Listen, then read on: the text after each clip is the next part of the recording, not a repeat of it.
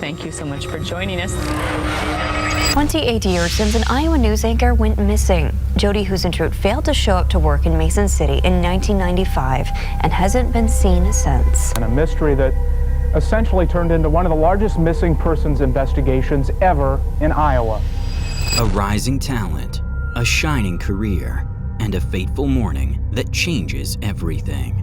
On June 27, 1995, beloved news anchor Jodi Huisentruit vanishes without a trace. The events that follow become a true nightmare for her family.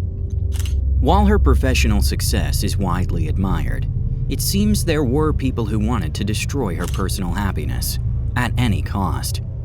Left behind are her heartbroken family and countless unanswered questions. Questions we'll try to uncover today.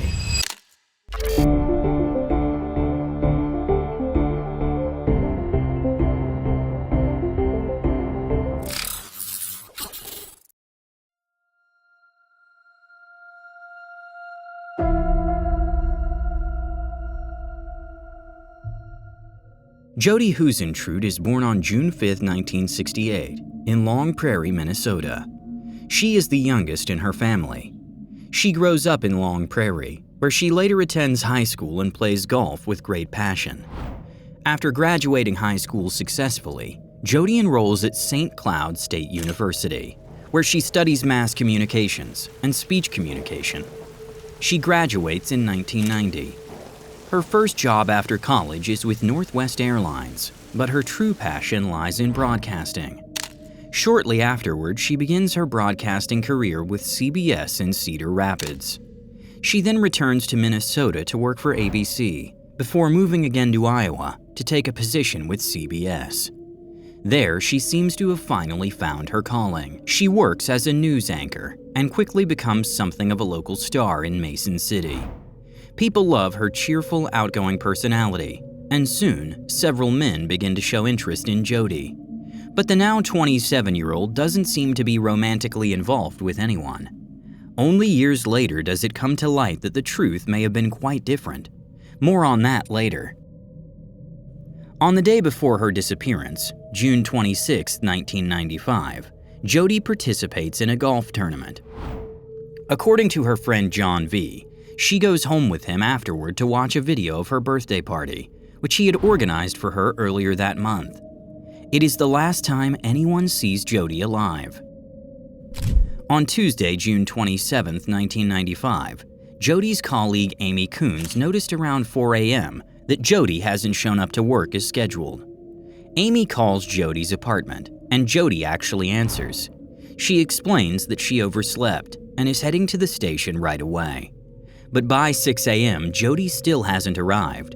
Amy has to fill in for her during the daybreak morning show. After multiple failed attempts to reach her, Jodi's colleagues contact the police around 7 a.m. When investigators arrive shortly after at Jodi's apartment, they find her red Mazda Miata in the parking lot. Nearby, there are signs of a struggle: a bent car key, a pair of red women's shoes, a hairdryer, hairspray, and earrings scattered around, all of which are later confirmed to belong to Jodi. Police also find an unidentified palm print on her car.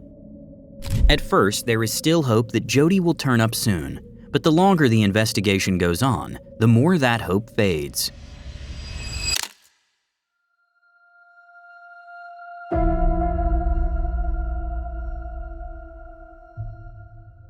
Investigators question several neighbors in Jodi's apartment complex. They report having heard screams at around the same time Jodi would have been leaving for work. One neighbor also reports seeing a white Ford Econoline van parked in the lot around that time. Police Chief Jack Schleiper says, some people reported hearing noises, others described them as animal sounds. 2 days after Jodi's disappearance, Chief Schleiper states that, based on new information, they are now working on the assumption that a crime has occurred. The police receive support from the FBI, who assist with the investigation. They search the area around Jodi's home, as well as along the nearby Winnebago River. On the riverbank, investigators find clothing, but it cannot be confirmed whether it belongs to Jodi. At this point, the case is still classified as a missing person case, indicating that the police still hold out hope of finding Jodi alive. It is not ruled out that someone might have been in her apartment before her disappearance, but there is no evidence of that. Since there are no signs of a struggle in the apartment, it's assumed that the attack happened at her car. Jodi never mentioned having a stalker, but it's known that due to her job, she was well known and had several admirers. Only once did she contact police, about 9 months before her disappearance. Jodi told officers that she believed a man in a white truck had followed her while she was out jogging. She had mentioned this incident to friends, saying she was afraid to go to work when it was still dark.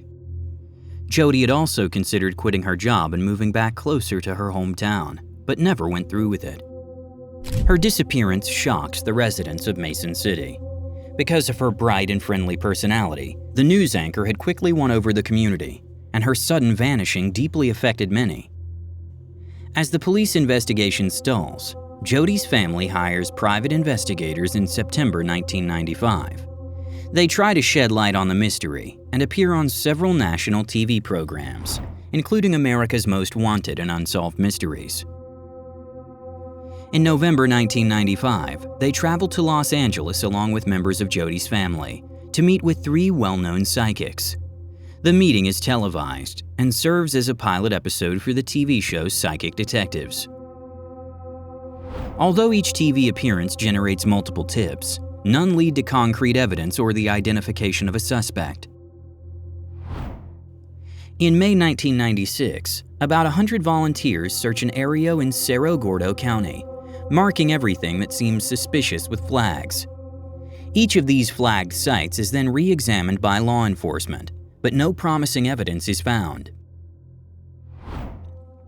Police and private investigators conduct over 1,000 interviews, but none result in conclusive proof or a suspect.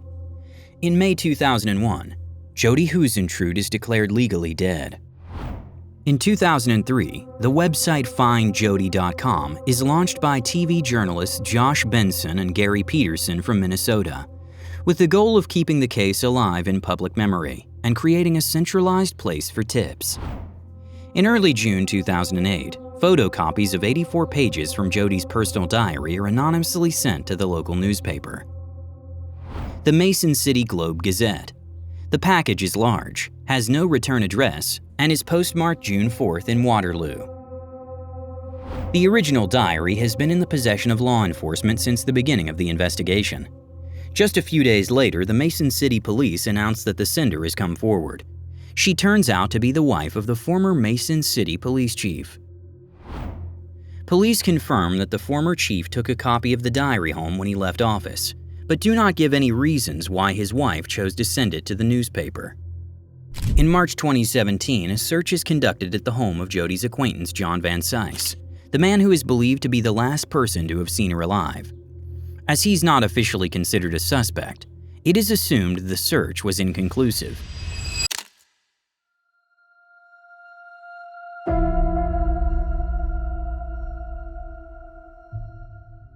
Since 2019, private investigator Steve Ridge has been working on the case. Ridge believes that Jodi Huisentruit had a romantic relationship with a man she met only 10 days before her disappearance. According to Ridge, Jodi met this man in a bar, and the two quickly developed an intense relationship. They saw each other on 8 out of 10 days, and the only reason they didn't on the other 2 days was that Jodi was out of town. Jodi initiated contact almost daily, either through calls or meeting up. But despite the intensity of their relationship, she never told even her closest friends about him.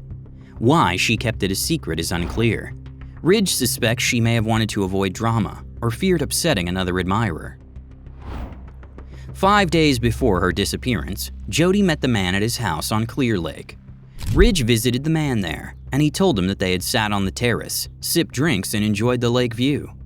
The man had reportedly been a suspect at one point, and police had even searched through his trash. But Ridge is convinced that while the man is not guilty, he still plays an important role in Jodi's disappearance. In Ridge's view, Jodi tried to make it appear that she wasn't dating anyone, to avoid becoming the target of someone else's jealousy. He believes someone else eventually found out about her relationship, and may have wanted revenge.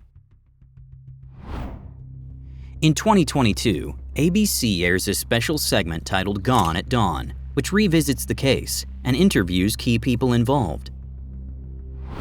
On the 28th anniversary of her disappearance, Jodi's family posts a statement on findjodi.com, asking local residents for support and information. In 2023, Steve Ridge doubles the reward in Jodi Huisentruit's case, increasing it from $25,000 to $50,000. He emphasizes that money can be a powerful incentive to motivate someone who might otherwise hesitate to come forward. He is convinced that Jodi is no longer alive and believes that some people know how she died. He suspects multiple individuals may have been involved and that some might be withholding critical information. By offering a higher reward, he hopes one of them might finally break their silence. Steve Ridge is now very close to the Huisentruit family, speaking weekly with Jodi's sister. He feels a personal responsibility to help the family find peace and closure.